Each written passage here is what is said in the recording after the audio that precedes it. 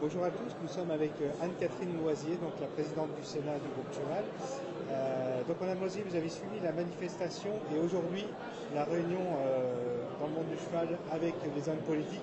Qu'est-ce que vous pensez de ce rendez-vous? D'abord, je voudrais saluer vraiment l'ensemble des acteurs de la filière qui aujourd'hui prennent résolument en main les rênes de leur avenir. Et on voit que cette mobilisation porte, d'abord au travers de la manifestation il y a quelques jours, qui a tout de suite suscité une réaction de la part des politiques. Donc bravo à tous ces jeunes professionnels qui comprennent que le destin leur appartient à eux et qu'il faut se faire entendre aujourd'hui et dépasser un peu, voilà, je dirais peut-être la frustration, le désespoir et se dire que c'est à eux de prendre leur destin en main. Aujourd'hui, c'est une nouvelle étape qui n'était pas gagnée non plus parce que cette campagne des présidentielles mobilise quand même beaucoup les politiques sur des sujets complexes, nombreux et très polémiques en plus. Donc, c'est pas évident qu'il y ait un éclairage sur la filière cheval.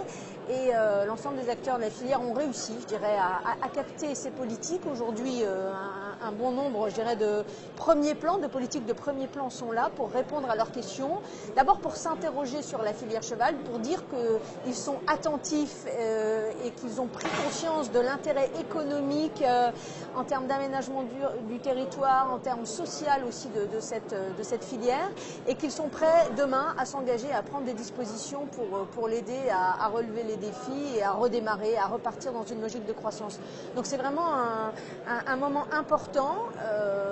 On va voir aussi comment les différents candidats vont un peu répondre aux questions.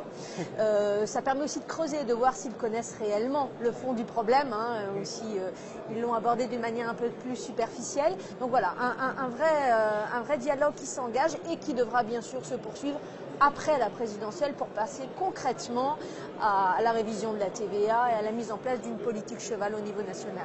Merci beaucoup Madame Assaf.